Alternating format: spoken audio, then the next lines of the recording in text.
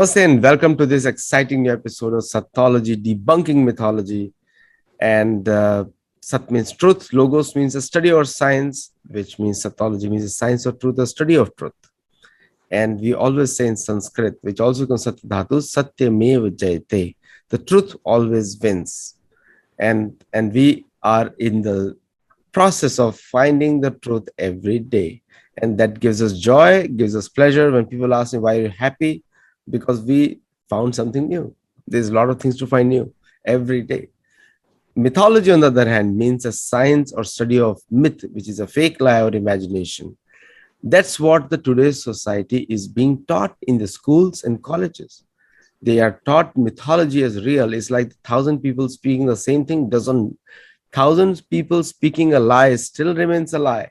Just understand one thing. So propaganda machine works very hard, very, very hard, because it keep repeating it. They themselves don't trust it themselves. One day in a coffee corner or when they're sleepy, they'll see the truth. And when the kid finds out that Papa was speaking the truth for the last 15 years, the kid says, I will never trust my Papa, right? It does happen. So it's better to speak truth. And if you don't know, the best answer is, I don't know. I'll come back to you. I'll research. But that's what not the academics do. Academics create one more fake theory. You know, the whole theory about will come about later on. The continents floating. We'll discuss that later on. How the continents are floating when everything is connected on the bottom. So today we are going to talk about a cosmology which was more advanced in the ancient world way before NASA, way before ISRO or anywhere else. It is already documented and everyone reaches the same conclusion. So I have a very, very special guest, an eye surgeon and also a researcher who loves to research these things and comes on. Welcome, Dr. M.L. Raja. Namaste. Namaskar. So Dr. Raja, you heard my monologue on that. So what is your view on where is the Western world? The Vedic culture, the Vedic scriptures already speak about it, and very accurately, very, very accurately, down to the level that you can even calculate the days more accurately in the past also. So where do you think the Western world or the Western academic system is again into the Eureka moment? They're still trying to find out. Why is that so? See, in our India, what the Western scientists found out are actually explained in detail some 5,000 years before itself. If you analyze, read, and come to a conclusion, you can definitely understand that what the modern science tell about the cosmology or nuclear science, quantum physics, whatever may be their thing.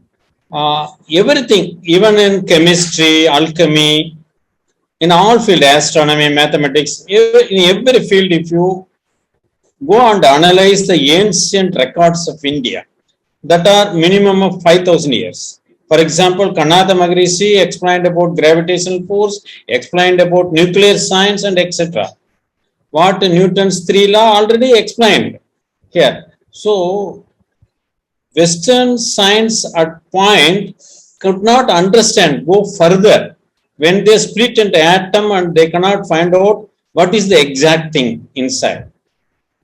But our ancestors exactly told what is inside the atom and everything. So, Western science still has to study Eastern science to understand science better. That is my opinion. In this lecture, I am going to narrate about 2 or 3 points which will corroborate these findings. So, Dr. Raja, you can check your presentation if you can share it. Okay. And meanwhile, just to let the audience know, the distance between the sun and earth, moon and earth, and different planets on earth, and even the travels to other heavenly places, all those things have been very accurately described in the Vedic scriptures, Bhagavad Puran, and covered in many, many different literatures, including Mahabharata and including Rig Veda also. So I'll give it over to you, Dr. Raja. We can get started here. Okay. Uh, I express my heartfelt namaskar to Aditya ji and the volunteers of Sattology, and I wholeheartedly express my pranams and namaskar to my senior medical professors who are attending this session, and also the professors, eminent scholars of various universities of USA. I express my heartfelt thanks and namaskar, and with that, I want to start. In this session, I am going to narrate about the Vedic science on creation of universe. That is cosmology. Cosmology, how it was described in Veda, Rig Veda and Yajur Veda and other Veda. That is I am going to do. When I was 9 years back in 2012, when I was head of the department of ophthalmology, that is eye department in a medical college, in the introductory classes, I am used to take about the anatomy and physiology of the eye. And the important function of the eye is to perceive light, form, color, and contrast of the objects. So in that way, I have to explain what is light to my students.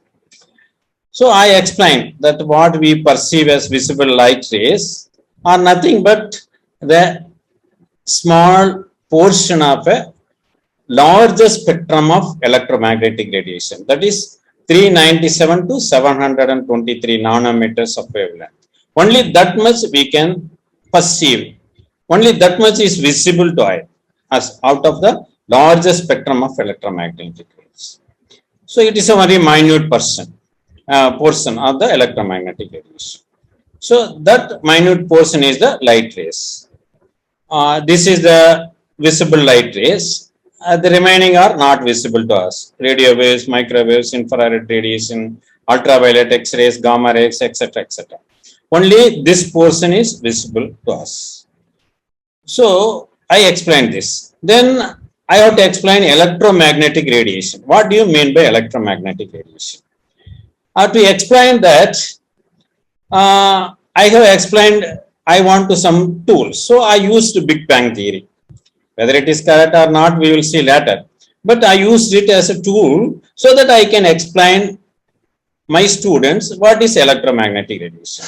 As per this Big Bang theory, a tiny spot which suddenly the temperature rises to 5.5 billion degrees of Celsius from 0 Kelvin, that is minus 273.15 degrees Celsius within nanoseconds. That is 366 times of the temperature in the central core of the sun. That much sudden rise of temperature, and this tiny spot expands with the bang. That is why they know as Big Bang theory. So within nanoseconds, the temperature starts cooling down. So photons, electrons, neutrino and other antiparticles formed. So at this stage, a weak nuclear force emerged. That is the first point. The first force emerged is weak nuclear force. After that, within nanoseconds, the temperature further cools down. So protons and neutrons, like that particles, subatomic particles formed. And that is the stage where strong nuclear force emerged as the second force. And the third stage is these subatomic particles become the helium atom, deuterium and tritium isotopes of hydrogen. And at the stage, electromagnetic force emerged. That is the third force.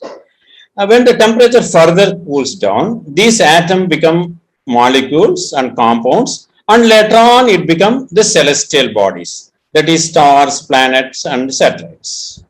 So that is the explanation given by Big Bang theory.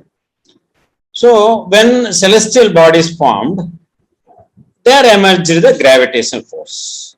So the fundamental four basic forces of the universe is weak nuclear force, strong nuclear force, electromagnetic force and gravitational force.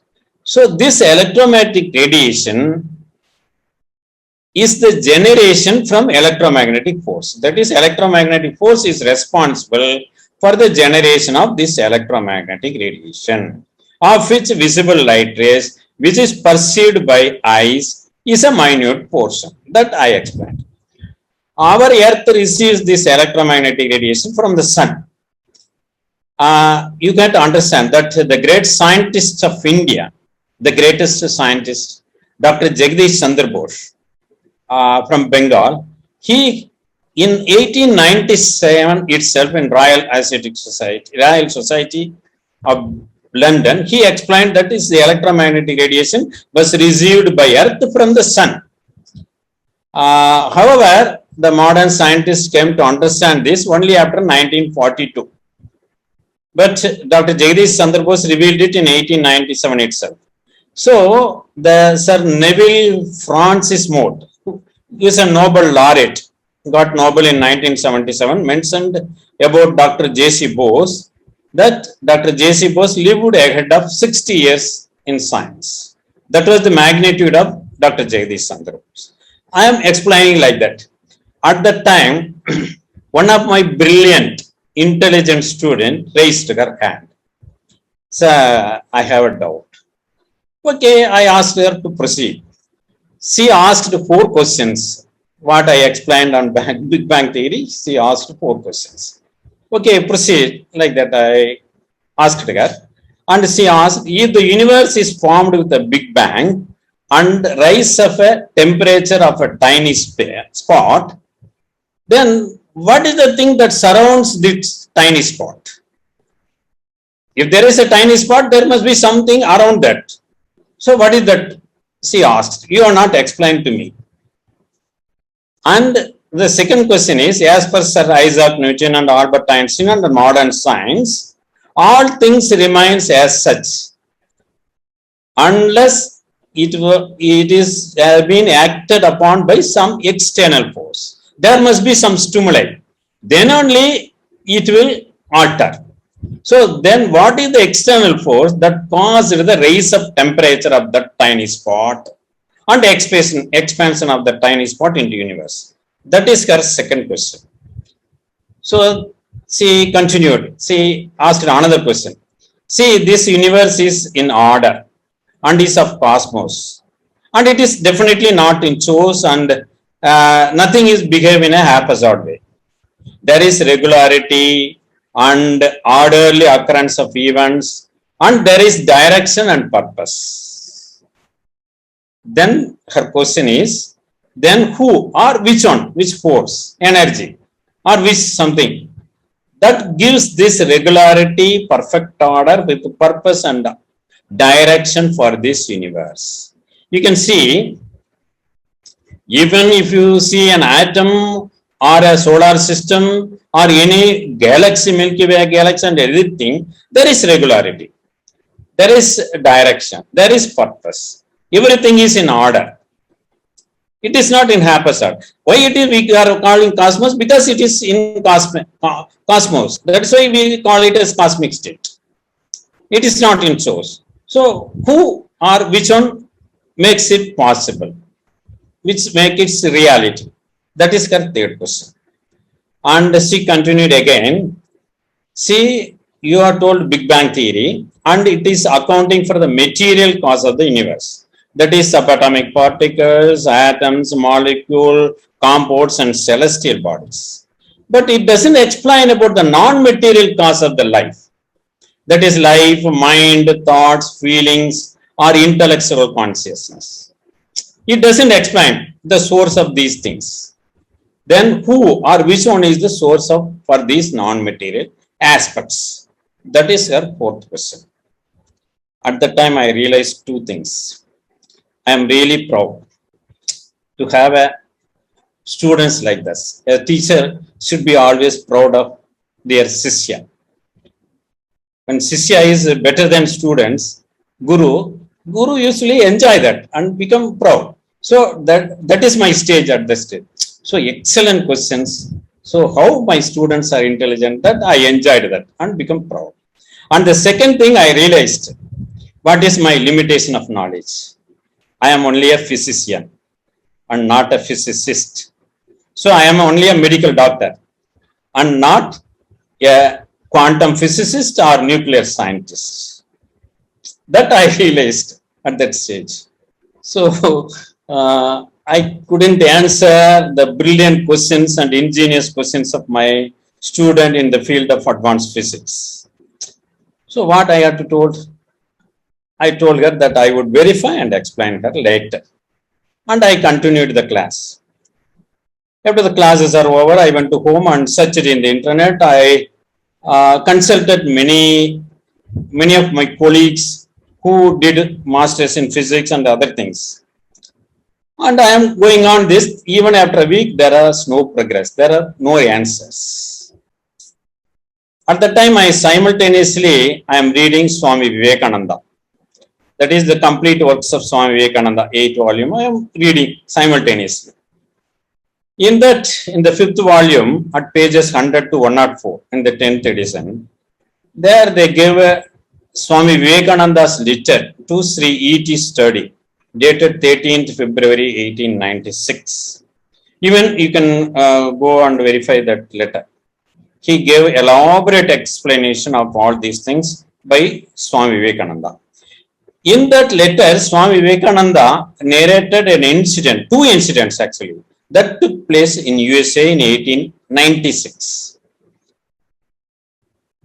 First incident is, she is Sarah Bennett, a beautiful, famous French actress. After completing his play drama in Europe, she went to USA in the year January 1896. And in the Abbey Theatre of New York, she continued to enact her plays. One of the drama was Aizia, a French version about the life of Gautama Buddha. In that, Sarah Bennett played the role of Amba Pali, a beautiful girl. And another actor played the role of Buddha. Amba Pali requested Buddha to marry her. But Buddha answered that this beauty, youth, money and wealth and this worldly life, everything will not last long, will not last forever. They are all mortal. They cannot be immortal. They cannot be eternal. It will perish. So this beauty and the young youth and money, everything, this worldly matter. But they appear eternal and ever present with us because of the effect of Maya that Buddha actor told. And repeatedly hearing this word Maya, Sarah Bennett wished to know what is Maya. So she thought that it could be explained by a sannyasi from India. So if you ask, he would explain correctly. That is the conclusion Sarah Bennett got. Because of this is a drama on Buddha. This was a drama on Buddha. Swami Vivekananda was at the time in New York. So he wanted to see that drama. So he went to Abbey Theatre.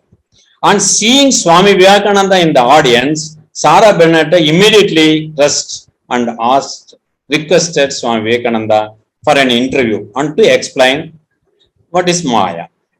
Swami Vivekananda accepted that interview, and one of the great personalities who attended that interview was Nikola Tesla. Who is Nikola Tesla? He was a great scientist of USA in 1900s. We can even say he is an unsung hero. He is a great scientist, highly knowledgeable, intelligent person. Actually, he only invented alternate current generation, transmission, high frequency current generation, and also telecommunication, alternate current motor, everything he invented. Used his patent only, the US government at the time generated electricity from Niagara. That was the great magnitude of a scientist within Nikola Tesla. He attended that interview of Swami Vivekananda and explaining Maya to Sarah Bennett. And in that interview, it happened in the house of 425 Fifth Avenue, Manhattan, New York.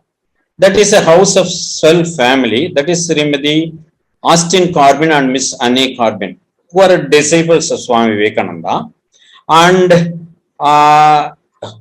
Madam Ledenberg and White House and Matthews were the interpreters. And that interview was reported in New York Herald Society column of Sunday, New York World, and Detroit Free Press on these dates. So in that interview, Swami Vivekananda started explaining what is Maya to Sarah Bennett. He compared this creation of this universe with wave and ocean comparison. And on explaining this is the Maya and this is Brahman and everything, suddenly Swami Vivekananda turned towards Nikola Tesla and explained that these modern scientists, they think that energy and matter are entirely two different things, exactly opposite poles. But actual truth is energy and matter are one and the same. We can even say that the two sides of the same coin. Like that he explained. Nikola Tesla was shocked because in 1900s Western scientists thought that energy is one thing and matter is one thing. Both are different. Only when 1905's Albert Einstein gave the formula E is equal to mc squared, they came to understand that energy and matter are interconvertible like that. This happens in 1896, 9 years before. In that itself, Swami Vivekananda explained Nikola Tesla that energy is matter, E is equal to M. He explained through this flow chart. It is given in his letter. That is what the Eastern philosophy, a scientific philosophy which called as Brahman, is the absolute of the Western science or modern science, or Mahat and Ishvara is the primal creative energy of modern science. And from that came the Prana and Akasa. Prana is energy and Akasa is matter. And Eastern philosophy says Prana and Akasa are one and the same.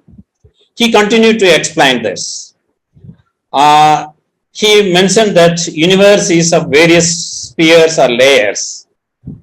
That is varying products of prana and akasa. In the stula, that is in the visible form, that is the lowest, most condensed sphere, where prana is the physical force and akasa is the sensible matter. That is, prana is energy, akasa is matter. So there appears as different. The next layer is, or sphere is, where the prana and akasa are in subtle form. Prana is a subtle energy and akasa is tanmatra. So they are in subtle form and still they are different. But when go to next sphere, Swami Vivekananda called it as electrical sphere, where prana and akasa are almost one and the same. He explained it, electrical sphere. Even now, electric thing is a flow of current, that is flow of electrons, and electrons are both energy and matter. They behave as matter and also energy. So duality, light is wave and matter particle also. So that duality, Swami Vivekananda explained that it is an electrical sphere. So the scientists can easily understand. Even at that time, Swami Vivekananda knows that electrons are matter and energy. So both are one and the same. He explained that. In the final thing is the primal creative energy, where it merges with the Brahman. So where prana and akasa merge with the primal creative energy. Like that he explained in various stula, sukshama and adishukshama and absolute. Like that he explained. And during the explanation, Nikola Tesla slowly grasped that, and later in his scientific articles he used prana and akasa instead of energy and matter. This was explained by Toby Gratz. Toby Gratz was a president wireless engineering USA. In his article, The Influence of Vedic Philosophy on Nikola Tesla's Understanding of Free Energy, an article by Toby Gratz published in Mountain Man Graphics, Australia. So in that he explained all these things, everything. So Swami Vivekananda explained Nikola Tesla that energy is equal to matter, E is equal to M. Swami Vivekananda, not only that, he explained it in many places, even in India also. Used to explain this using the Sankhya philosophy of Kapila Maharishi. Kapila Maharishi lived in India some 5,000 years before. And what text he wrote is on Sankhya philosophy. In that, in the 61st verse of first chapter, it mentions as Sattva, Rajas, Tamasam, Samya, Avastha, Prakriti. Prakriti is energy. Sattva means static energy. Sat means it is an abstract noun of what exists as such. So it is a static energy. Rajas, Ranj is movement, motion, kinesis. So Rajas is the kinetic energy. Tamas is a potential energy. That is, tamas means inclination or condensation in Sanskrit. So condensation into matter. So tamas is matter and they are sama. Sama means are equal and same. So E is equal to M.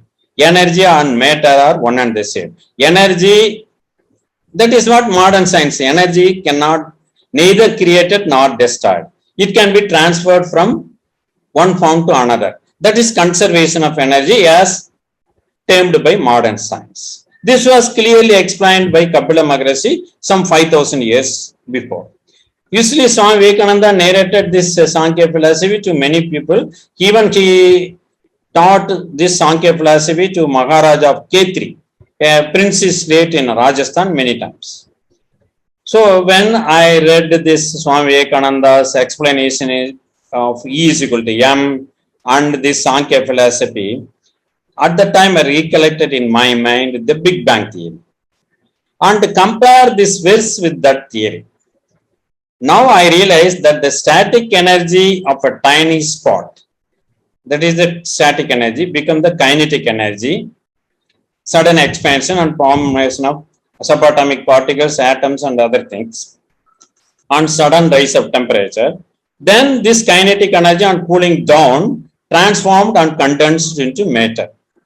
That is potential energy.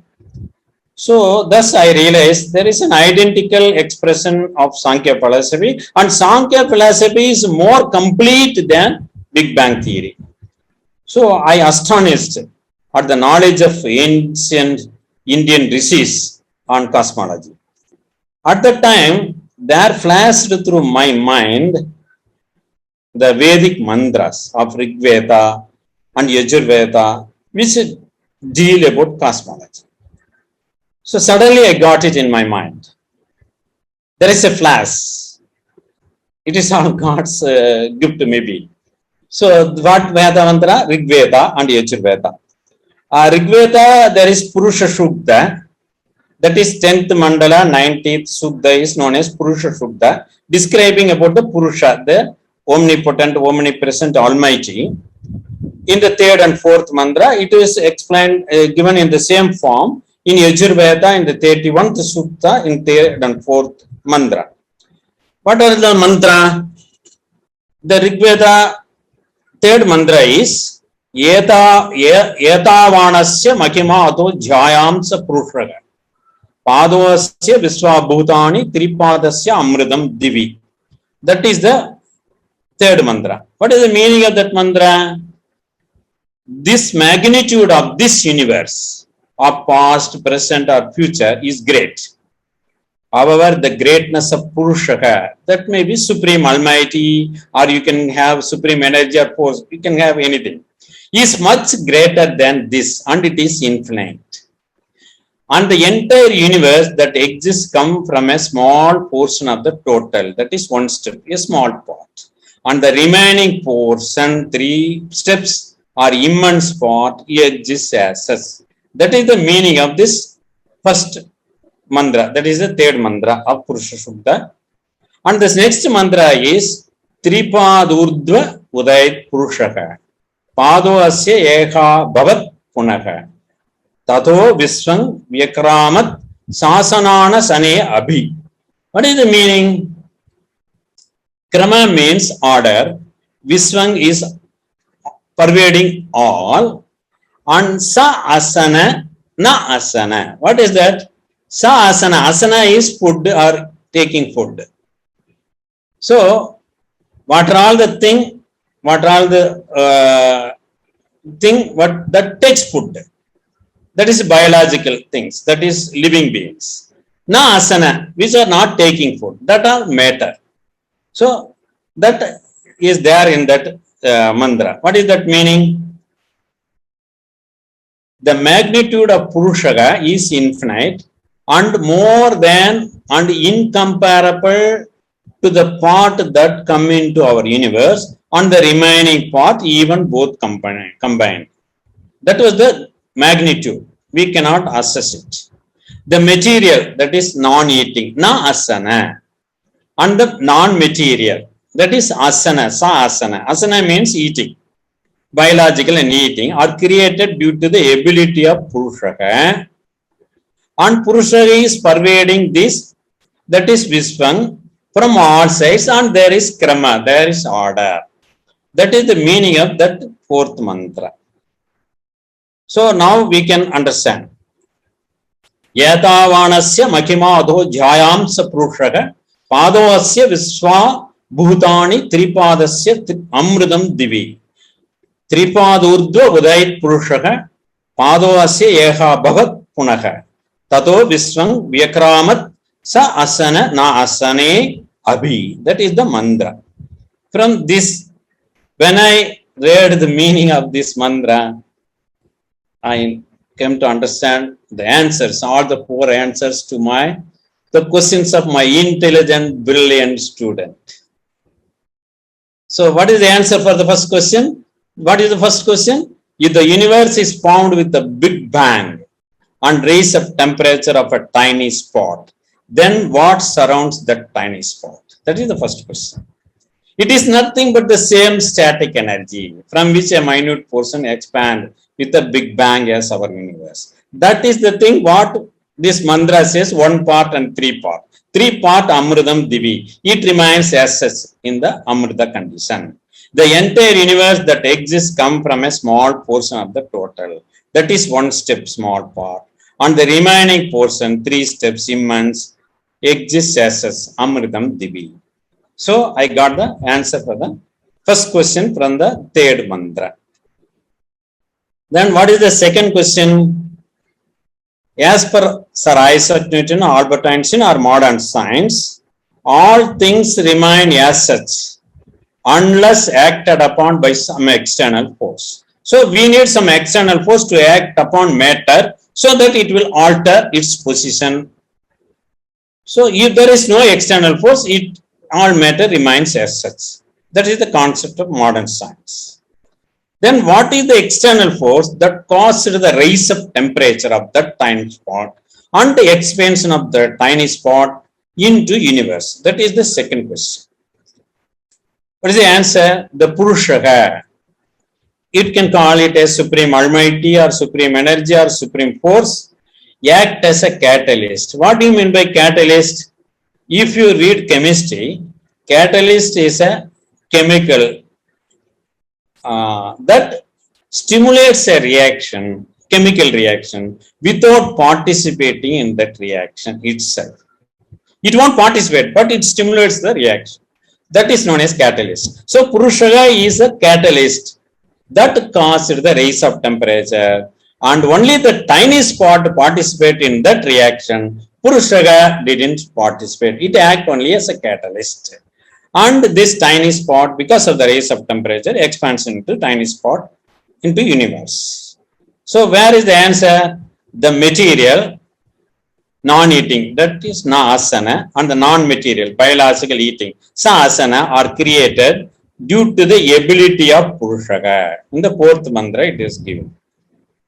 Tripadurdu udait Purushaga padavasya eha bhavat punaha. From that only it came. Both non-eating and biological eating. Both came. So Purushaga act as a catalyst. So that is the second answer. Answer to the second question.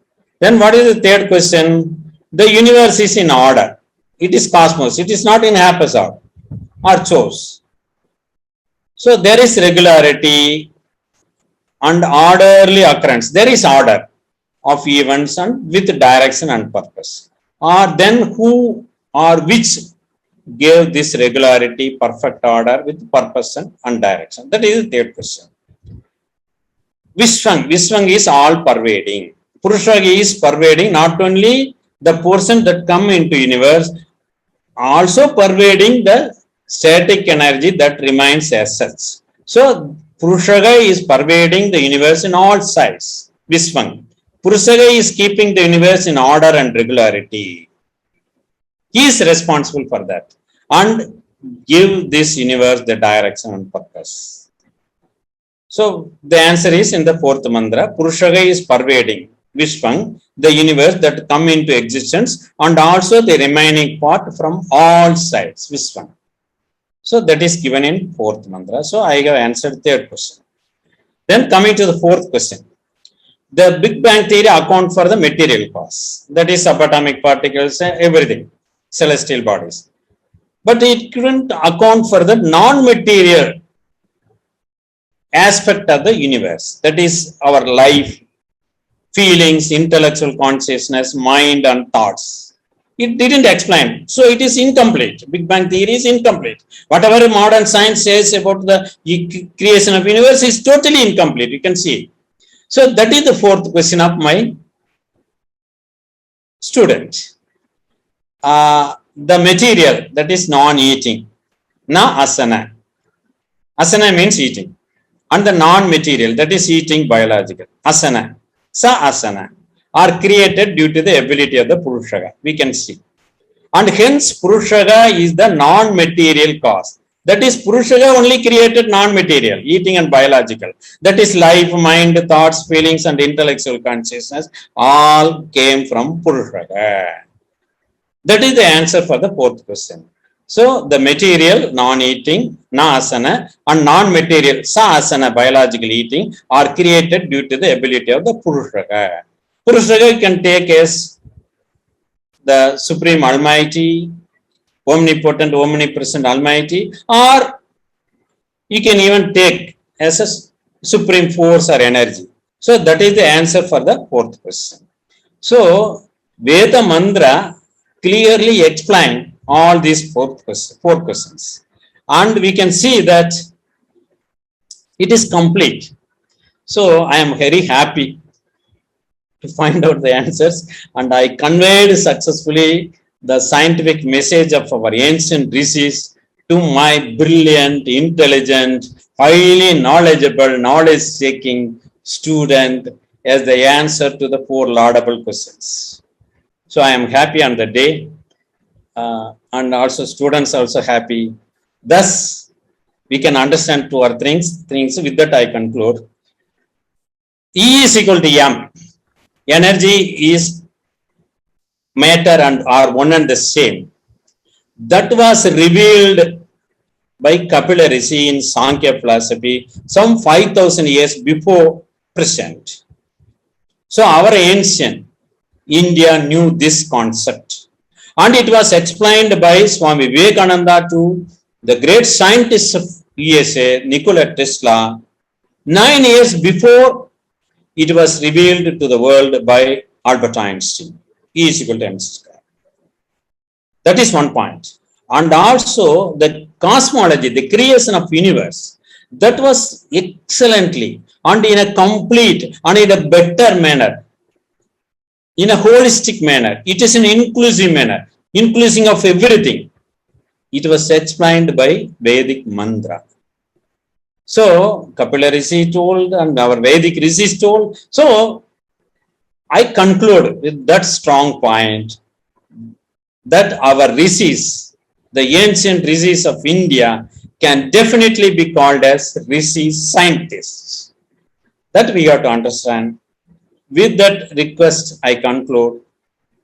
Thank you for watching this lecture. And I have to thank my student who only brought all these things from me. So I got to work. She made only to work and understand things better. So I got to thank my students also. With that, I humbly thank Aditya ji and the great professors of medical profession and other scholars and also the volunteers of Sattology. I express my heartfelt thanks for peaceful listening to my lecture. Thank you very much.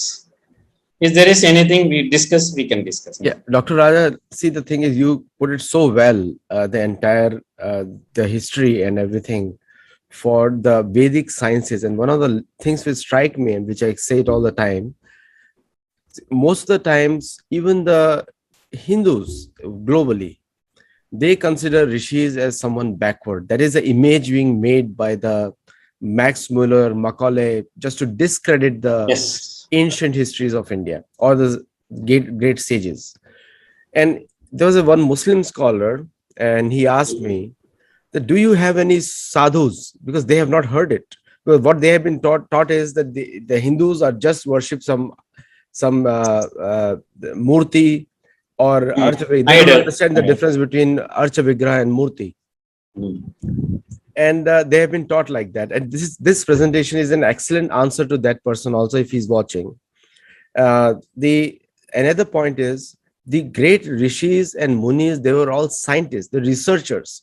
They were not just speaking, they were speaking with experience through prataksha, anuman, and shabda praman, all three collectively. So the image that is being made in the Western academic circle, most of us them are watching right now, is that the Hindu thought process is backward, whereas we say the Hindu thought process is the science itself. What do you have to say on that? See, our rishis, they attained main jnana. Main jnana includes vijnana also. Vijnana means science. If you understand main jnana, then you can easily understand vijnana. So that is the thing. Vijnana is a material science. If you understand Atmic or spiritual science, that will clearly explain all science. For example, you are told that why our Hindu way of life, the number 108 is important. If you see the distance from moon and earth, and also the distance from earth to sun, and also the diameter of the sun to compare to earth, you can see the 108 number around that. So, and also you can see the first mantra of this Purusha Shuddha, Sagasra Sirsha Sagasra Aksha Sagasrapad Sa Bhumim. That mantra explains one physics professor from Varanasi University. He explained it that it clearly reveals the circumference of the earth. So that thing, there are many signs in Vedic, in spiritual texts also. If you see it is a spiritual text, it will be a spiritual text. If you see it is a philosophy, it will taught philosophy. It will teach you philosophy. If you want to learn science from that, there is science. So whatever thing, it is a complete inclusive and everything. So they did a lot of work. Even if you see Surya Siddhanta, lakhs and lakhs of years before Aryabhattiyam, they reveal sine theta, cos theta, vers sine theta calculations. Everything is there. So only thing is, because what you are told correctly, because of this Macaulay education, see, Macaulay clearly designed one type of education.